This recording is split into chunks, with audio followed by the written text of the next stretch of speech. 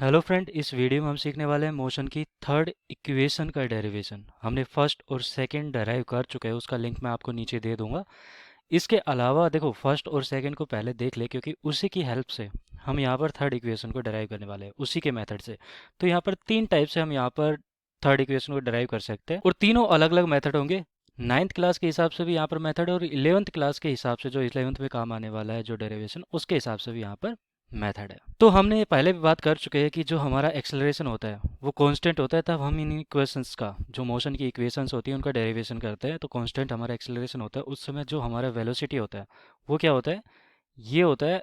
इसको मैं पॉजिटिव कर देता हूँ। तो यहाँ पर देखो, मैंने क्या किया कि एक्सेलरेशन अगर कांस्टेंट हमारा, तो वेलोसिटी इस टाइप से हमारी बढ़ती रहेगी। एक कैसे, स्ट्रेट लाइन मोशन यहाँ पर होगा, ठीक है। स्ट्रेट लाइन में यहाँ पर हमारा वेलोसिटी होगा। और जो डिस्प्लेसमेंट होता है कुछ इस टाइप से होता है, हमारा डिस्प्लेसमेंट का कर्व ये आता है। और ये सारे के सारे कर्व हमारे टाइम के रिस्पेक्ट में है। तो ये तो सिर्फ आपको बेसिक बताने के लिए था। हमारा एक्चुअल डेरिवेशन जो होने वाला है वो हम देखते हैं। डेरिवेशन के तीन मेथड है हमारे थर्ड इक्वेशंस के। वो कौन कौन से हैं? अलजेब्रिक मेथड, ग्राफिकल मेथड और कैलकुलस मेथड। इन तीनों का यूज करने वाले हैं, और तीनों से हम सेम ही फॉर्मूला डराइव करने वाले हैं। हमारी फर्स्ट इक्वेशन ये थी, जो कि हमने ड्राइव कर चुके हैं पहले वीडियो में। सेकंड वीडियो में ये ड्राइव कर चुके हैं, और थर्ड वीडियो में हम ड्राइव क्या करने वाले हैं, v square is equal to u square plus का 2as। यहाँ पर s डिस्प्लेसमेंट है, a एक्सेलरेशन है, v और u यहाँ पर फाइनल और इनिशियल वेलोसिटी है। यहाँ पर हम फर्स्ट मेथड देखने वाले हैं, एल्जेब्रिक मेथड। एल्जेब्रिक मेथड में क्या होता है, ये बेसिक्स मेथड होता है जो कि थ्योरी के ऊपर चलता है, एक तरह से ऐसे कह सकते हैं। तो जैसे कि ये बच्चा क्या कर रहा है, यहाँ पर फोर्स लगा रहा है, और initial time t equal to 0 पर जो हमारा u है, जो इनिशियल वेलोसिटी है वो u है, और ये v है फाइनल वेलोसिटी किसी टाइम t पर। फोर्स लगाने की वजह से एक्सेलरेशन भी आएगा, तो a मीटर पर सेकंड स्क्वायर में एक्सेलरेशन दे देता है इसको। तो इनिशियल वेलोसिटी ये था, एक्सेलरेशन लगा, तो उसकी वजह से t टाइम में जो हमारी फाइनल वेलोसिटी v हो चुकी है। मैं इनको लिख देता हूँ कि जो हमारा u है वो क्या है, initial velocity. Initial velocity v जो है वो क्या है, फाइनल वेलोसिटी। a क्या है यहाँ पर, एक्सेलरेशन, एक्सीलरेशन, जिसको हम त्वरण बोलते हैं हिंदी में। अब ये जो a है वो क्या होना चाहिए, कांस्टेंट होना चाहिए। तो ये कंडीशन होती है इसके लिए कि हमारे जो मोशंस की इक्वेशन होती है वहाँ पर a क्या होता है, कांस्टेंट होता है। कांस्टेंट का मतलब कि ये चेंज नहीं होता है टाइम के साथ या फिर किसी और पैरामीटर के साथ, तो कांस्टेंट रहता है ये, ठीक है। इसकी वैल्यू चेंज नहीं होगी, तो ये कंडीशन होती है। और इसी कंडीशन के बेस पर हम यहाँ पर डेरिवेशन करते हैं इसका। अब क्या करेंगे कि फर्स्ट एल्जेब्रिक मेथड, तो उसमें क्या होता है, हमें ये तो पता है कि जो v होता है वो क्या होता है, u प्लस का at। a यहाँ पर एक्सेलरेशन हो गया, t टाइम हो गया, v हमारी फाइनल वेलोसिटी होगी, और u यहाँ पर इनिशियल वेलोसिटी होगी। तो किसी टाइम t पर हम वेलोसिटी निकाल सकते हैं, फाइनल वेलोसिटी t पर निकाल सकते हैं। वो इक्वेशन फर्स्ट थी हमारी, ठीक है। अब यहाँ से हमें क्या मिलता है, t is equal to v minus का u डिवाइड बाई a, और t sorry divide by a।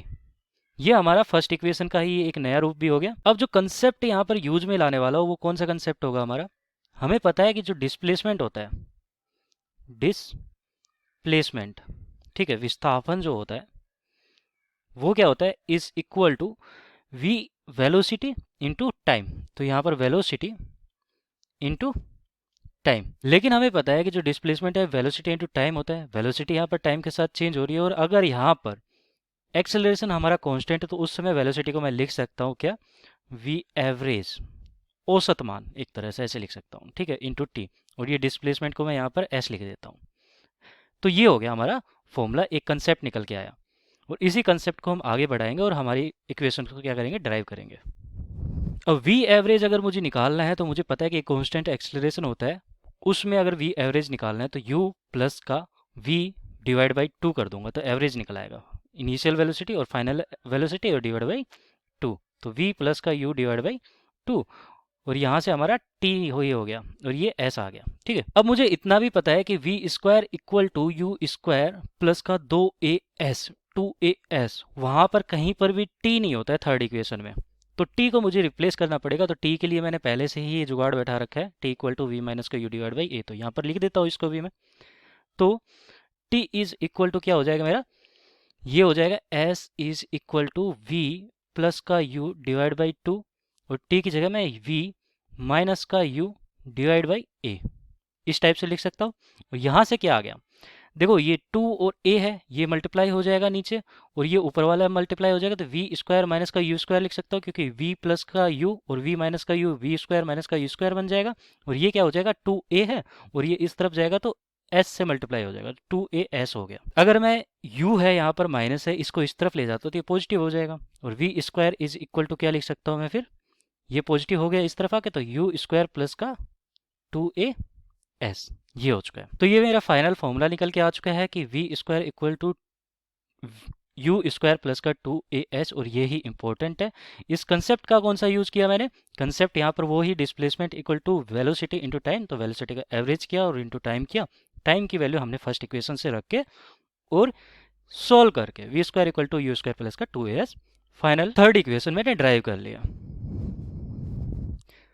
तो ये था एल्जेब्रिक मेथड। लेकिन अगर ग्राफिकल मेथड कोई पूछता है तो वहाँ पर भी हमें बताना पड़ेगा, ग्राफ की मदद से बताना पड़ेगा, तो वो सेकंड मेथड हो जाता है। अगर आपने सेकंड इक्वेशन को डिराइव करते हुए देखा है तो आपको पता होगा कि ग्राफिकल मेथड हम सेकंड इक्वेशंस के लिए कैसे यूज़ करते हैं। हमें पता है कि जो v और t का ग्राफ होता है, वेलोसिटी और टाइम का ग्राफ होता है, जो लाइन होती है, हमारा कर्व होता है वेलोसिटी का, उसके नीचे का जो एरिया होता है वो हमारा क्या देता है, डिस्प्लेसमेंट को बताता है। ठीक है, ये जो एरिया होता है ये क्या बताता है, डिस्प्लेसमेंट को बताता है। तो इसी एरिया से हमारा डिस्प्लेसमेंट निकल के आता है। तो S इज इक्वल टू, या फिर डिस्प्लेसमेंट इज इक्वल टू हमारा क्या हो जाएगा, ये हो जाएगा ये वाला एरिया। तो O E B और ये D वाला पॉइंट, तो O E B D area, ये हमने यहाँ पर सेकंड इक्वेशंस के डेरिवेशन में भी यूज किया था, सेम ही यहाँ पर भी कर रहे हैं हम। तो S इज इक्वल टू, हम इसका पूरा एरिया अगर कैलकुलेट करना हो तो मुझे दो पार्ट में डिवाइड कर सकता हूँ। एक तो ट्रायंगल हो गया यहाँ पर, और इस ट्रायंगल की जो हाइट है वो कितनी हो जाएगी, V यहाँ का है और U इसका इनिशियल पॉइंट है, तो ये कितना हो जाएगा, V माइनस का U। ठीक है, और ये वाला जो बेस है वो कितना हो जाएगा, देखो जीरो से, और ये t टाइम तक जा रहा है तो ये टाइम है हमारा। ठीक है, तो जीरो से t तक जा रहा है, तो ये वाला बेस हमारा कितना हो जाएगा, ये हो जाएगा t के इक्वल। तो t माइनस का जीरो इक्वल टू t होगा, तो ये बेस हमारा t के इक्वल हो गया। तो ट्रायंगल का यहाँ पर जो एरिया आएगा वो कितना आ जाएगा, 1/2 इंटू वी माइनस का u into t, v minus का u इंटू टी। लेकिन देखो इतना इतना एरिया ही अभी तक हमने कैलकुलेट किया, हमें और भी एरिया चाहिए होगा, और वो कौन सा एरिया होगा, ये वाला भी यहाँ पर हमें कैलकुलेट करना पड़ेगा। ठीक है, तो ये भी ऐड कर देंगे। तो ये ऐड कैसे करेंगे, प्लस का ये वाला एरिया कितना हो जाएगा, हमें पता है कि ये वाला तो u ही है, जीरो से u तक हो गया हाइट, तो u इंटू ये बेस कितना है, t है, तो u इंटू टी हो जाता है।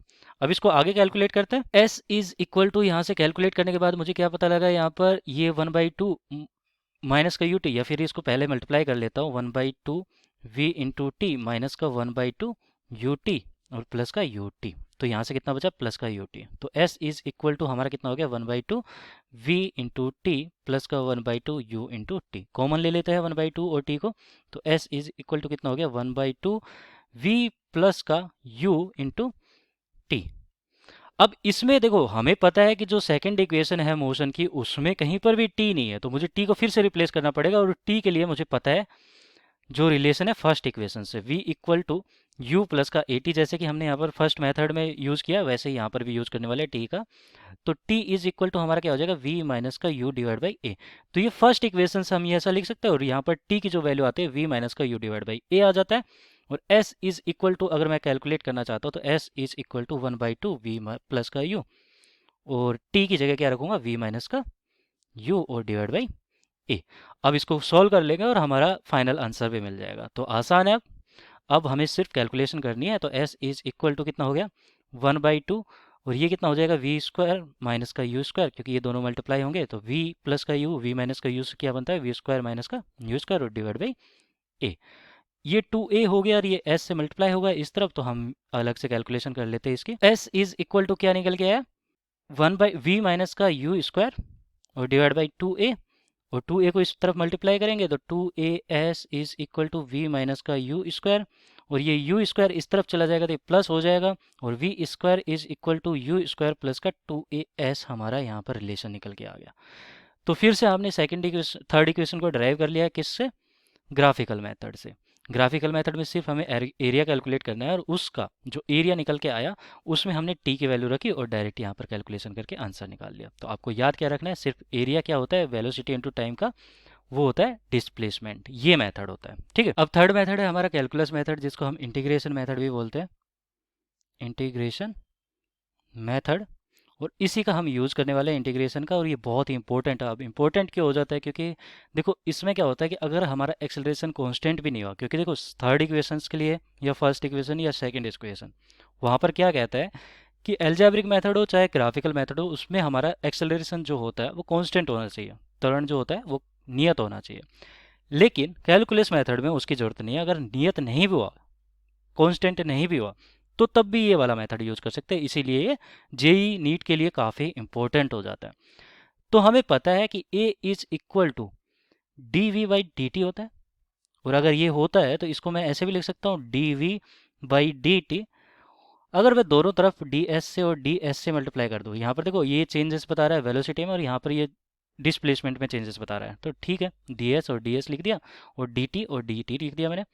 अब मुझे पता है कि एक्सेलरेशन जो होता है वो क्या होता है, ये वाला टर्म मैं एक साथ कर देता हूँ, डी एस और डी टी वाला टर्म। तो D s by d T इसका मतलब है कि चेंज इन विस्थापन में चेंज या फिर डिस्प्लेसमेंट में चेंज, रेट ऑफ चेंज क्या बताता है हमारा, वेलोसिटी को बताता है। v equal to d s by d t होता है, तो ये v हो गया, तो v लिख देता हूँ। और ये कितना बच गया, डी और डी एस बच गया, तो डी और डी एस बच गया। अब यहाँ से मैं क्या लिख सकता हूँ, इसको मैं क्या करता हूँ, इस तरफ ले आता हूँ डी एस को, और v डी वी को एक साथ रहने देता हूँ, तो a d s equal to v d v, ये मेरा रिलेशन निकल के आया। अब इसको अगर इंटीग्रेट कर देता हूँ तो मुझे इक्वेशन मिलेगी, और वो इक्वेशंस कैसे मिलेगी, मैं इंटीग्रेशन कैसे कर रहा हूँ कि जो मेरा इनिशियल वेलोसिटी है वो ही u, और ये v किसी टाइम t इक्वल टू 0 पे, और ये t equal to t time पे। ठीक है, तो मुझे यहाँ पर जो लिमिट मिल रही है वो क्या मिल रही है, वेलोसिटी की जो लिमिट है, इनिशियल हमारी u थी, और किस टाइम किस जो डिस्टेंस कवर की थी वो कितनी की थी इसने, जीरो। एस इक्वल टू यहाँ पर जीरो और एस इक्वल टू यहाँ पर एस हो जाएगा, क्योंकि देखो यहाँ से अगर स्टार्ट करता है तो इसको डिस्प्लेसमेंट हम जीरो लेकर चल रहे हैं, और फिर कुछ टाइम बाद यहाँ पर पहुँच जाता है तो ये डिस्प्लेसमेंट मान लिया हमारा एस हो जाता है। तो जब इनिशियल वेलोसिटी यू थी उस समय हमारा डिस्प्लेसमेंट कितना था, जीरो। और जब इनिशियल वेलोसिटी यहाँ पर क्या होगी, वी हो चुके, सॉरी फाइनल वेलोसिटी वी हो चुके, तो डिस्प्लेसमेंट हमारा एस आ चुका है। तो ये लिमिट सेट कर देते हैं वी अगर हमारी वेलोसिटी, तो उस समय हमारा जो डिस्प्लेसमेंट आएगा वो एस आ जाएगा। अब यहीं से हमें कैलकुलेट भी करना है। कैलकुलेट कैसे करेंगे, तो मैं इस रिलेशन को यूज़ करने वाला हूँ। इसमें क्या होगा कि मैं इंटीग्रेशन कर देता हूँ डायरेक्ट। कैसे करूँगा, ए हमारा कांस्टेंट होगा, एक्सेलरेशन कांस्टेंट मान के चल रहा है, तो ए मैंने बाहर निकाल लिया। अगर देखो यहाँ पर फ़ायदा क्या होता है कि अगर ये हमारा टाइम के साथ या डिस्प्लेसमेंट के साथ चेंज हो रहा है, तो उस समय हम यहाँ पर ए की वैल्यू रख सकते हैं, एस के रिस्पेक्ट में जो भी इक्वेशंस होती है वो रख सकते हैं, और यहाँ पर फाइनल हम कैलकुलेट भी कर सकते हैं। लेकिन अगर ऐसा नहीं है फिलहाल के लिए, ए कांस्टेंट है, तो अभी के लिए हम यहीं पर ए बाहर निकाल लेते हैं, क्योंकि ये कांस्टेंट है, इसमें चेंज नहीं हो रहा। और ये हमारा क्या हो जाएगा, डी एस का इंटीग्रेशन एस होता है, और ये कहाँ से कहाँ तक, जीरो से एस तक, ये लिमिट सेट कर दी मैंने, जीरो टू एस। और वी हमारा यहाँ पर क्या है, डी वी के रिस्पेक्ट में इंटीग्रेशन करना है इसका, तो ये वी स्क्वायर बाई टू हो जाएगा। और इसका जो इंटीग्रेशन आएगा कहाँ से, u से और v तक फाइनल। ठीक है, तो u से और v तक। अब इस वाले इक्वेशन को यहाँ पर अब लिख देता हूँ मैं। तो ये देखो a लिमिट रख देते हैं, s रखा, ऊपर वाली अपर लिमिट रखा तो s हो जाएगा, और ये माइनस जीरो हो जाएगा, तो s माइनस का जीरो इज इक्वल टू, ये कितना हो जाएगा, v रखा तो v square by two upper limit, minus का लोअर लिमिट रखा इसमें तो u स्क्वायर बाई टू। तो दोनों लिमिट मैंने रख भी दी है। अब इसको आगे सोल्व कर लेते हैं, तो ये ए एस हो जाएगा, और यहाँ से कितना आता है, वी स्क्वायर माइनस का यू स्क्वायर बाई टू। ठीक है, अब ये टू ए एस इस तरफ हो जाएगा, और ये वी स्क्वायर माइनस का यू स्क्वायर। अब आसान है, हमारा क्या हो जाएगा, ये यू इस तरफ चला जाएगा, तो v square equal to u square plus का टू ए एस। तो ये थर्ड इक्वेशन भी हमने ड्राइव कर लिया। तो आसान था। ये थर्ड इक्वेशन भी कैसे ड्राइव किया हमने, सिर्फ एक रिलेशन से, उसको ही याद रखना है, फिर उसके बाद कैलकुलेशन है उसको याद रखने की जरूरत नहीं है, वो तो आप कभी भी कर लोगे। तो ये वाला रिलेशन जो हमारा है, इससे ये वाला रिलेशन निकाला, और ये रिलेशन बहुत इंपॉर्टेंट हो जाता है। और ये ही रिलेशंस का यूज करके हम क्या कर रहे हैं, ये इंटीग्रेशन किया, और उसके बाद हमारा फाइनल निकाल लिया हमने थर्ड मेथड से। ठीक है, तो मैंने तीनों मेथड से आपको करके दिखा दिया। ये ग्राफिकल मेथड था, और ये हमारा एल्जेब्रिक मेथड था। तो तीनों मेथड अपने आप में इंपॉर्टेंट है। ये वाला बेसिकली थ्योरी मेथड होता है। ग्राफिकल मेथड भी 9th में काफ़ी यूज किया जाता है, लेकिन अगर आप 11th में हो तो ये वाला मेथड भी आपको आना चाहिए। आई होप आपको वीडियो पसंद आई होगी और आपको डेरिवेशन भी अच्छे से समझ में आ चुका होगा। आप पहले की भी जो फर्स्ट और सेकंड डेरिवेशन है उसको भी अच्छे से देख लें और एक बार अपने हाथों से प्रैक्टिस करके देखें, आपको पक्का समझ में आने वाला है। तो आज की वीडियो को यहीं समाप्त करते हैं। धन्यवाद।